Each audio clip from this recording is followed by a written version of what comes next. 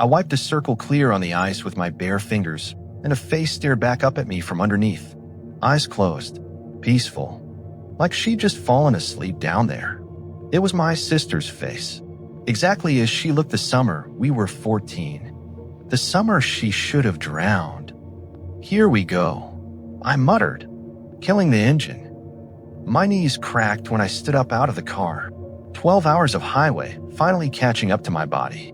I was in my parents' driveway. Well, technically, I hadn't called it my house in years. Winter break. University shut down for 2 weeks, so I'd packed a bag and made the drive from Chicago, mostly out of obligation. I hauled my duffel up the porch steps and was still digging for my keys when the door swung open, and my sister Amy pulled me into a hug before I could get a word out. Her sweater was itchy wool, oversized, expensive looking even from the outside. "I didn't expect you till after dinner," she said.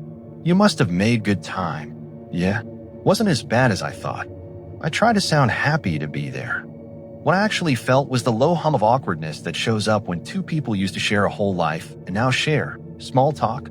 Inside, my old room hadn't changed. Faded Blink 182 posters.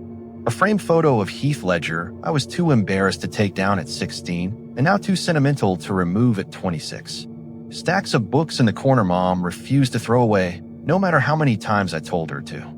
Downstairs, ESPN mumbled from the living room TV. Amy stood at the kitchen island, whisking something cake batter. From the look of it, her chestnut braid falling over one shoulder in that effortless way that never looked effortless when I tried it. Designer jeans. Nice loafers. Meanwhile, I hadn't showered, and there was a small hole forming near the crotch of my leggings. We're twins. People never believe that.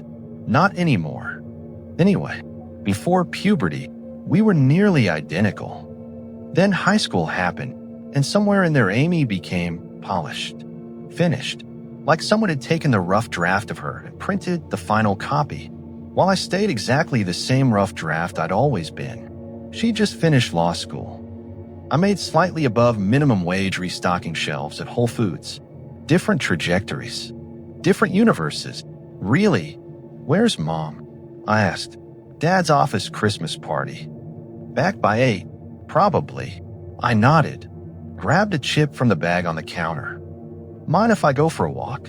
Need to stretch my legs. Half true. The other half was that I needed a minute away from Amy before I had 4 straight days of her. Go ahead. Headlamps by the door if you want a trail. The light outside was already dimming, but that never bothered me. Evening's always been my favorite part of the day. I zipped my jacket, grabbed the headlamp, and stepped outside. The door clicked shut behind me. Wind moved through the tall grass my mom had planted along the fence line. Dry and rustling. The TV noise faded fast behind me as I circled the house toward the back. My parents' property backs onto a huge nature preserve.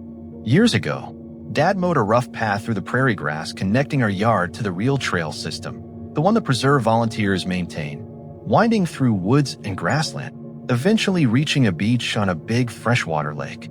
Sneakers crunching over dead grass.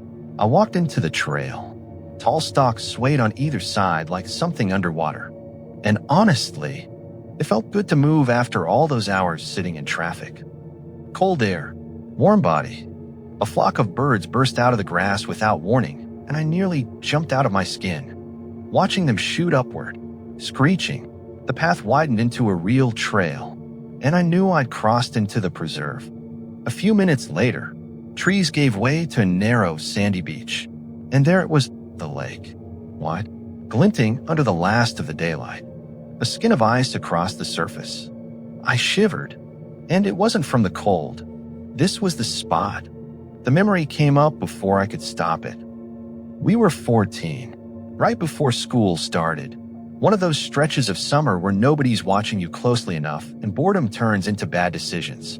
Swimming here was forbidden twice over. Our parents didn't allow unsupervised swimming, and the preserve banned it outright.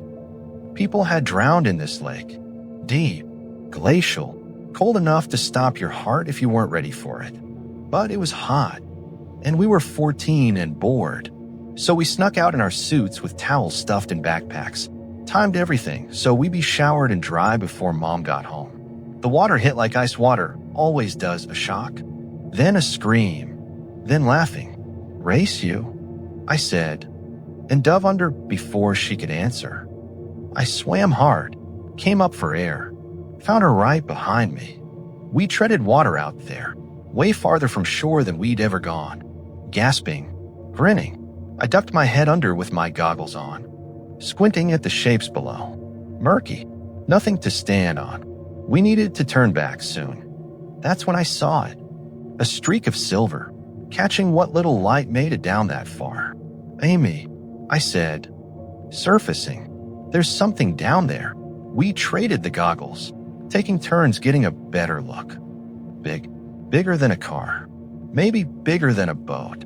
A silver orb, round, resting on the lake bed like it had always been there. I knew we should head back. My arms were already tired, but something about that thing pulled at me, some curiosity I couldn't explain, and I could tell it had her too. We'd both gone quiet. "Bet you can't touch it," I said. She looked at me. Challenge accepted. Goggles back on, deep breath, and she went under. I circled my legs, treading, waiting for her to come back up and report. She didn't. Time does something strange in moments like that. Maybe 5 seconds passed, maybe 30. All I know is the feeling that crawled up my spine before my brain caught up to it. Dread, sudden and total. No one else around. Earlier that had felt like safety. Now it felt like nobody would come. I put my face under, eyes open, searching, just gray blur in every direction. "Amy," I screamed. Nothing. "Amy." Nothing. "Help." Silence, answer me. I dove after her, kicking down toward that smear of gray at the bottom. Lungs already burning before I'd gone half the distance. I turned back before I meant to. Had to. Tears mixed with lake water on my face. My stomach had turned into something black and hollow. This was my idea. My fault. All of it. I swam for shore like my life depended on it, because at that point, it felt like it did, pushing through the cold with everything I had left. My feet hit rock at the shoreline. I lifted my head out of the water. Amy was sitting on the beach, waiting. "How did you?" I gasped, adrenaline collapsing into relief so fast it came out as sobbing. "I thought you were dead. I've been right here," she said. I looked at her properly then. It was Amy. It was mostly Amy. But her eyes caught the light wrong for just a second, a flash of yellow where brown should have been. I looked away, told myself I imagined it. Told myself I was being a baby about the whole thing. "Whatever," I said. "Let's go home." We didn't talk the whole walk back. Something shifted after that day. Something that never shifted back. Amy changed after that summer. Not gradually. It felt sudden. Looking back, she got prettier while I got acne. Her hair deepened into that rich chestnut while mine went from blonde to something forgettable. New friend group. Popular crowd. A completely different person wearing my sister's face, while I kept the same friends I'd had since elementary school. Mom called it hormones. I never believed that explanation covered the yellow flash in her eyes. Hormones don't do that. So here I was, almost 12 years later, standing at the edge of that same lake, trying to make sense of something I'd buried a long time ago. I'd walked the shoreline without noticing, thinking, and ended up at the end of the old dock, the wood soft and gray with age, groaning slightly under my weight. My breath fogged in front of me. The sun had fully dropped now.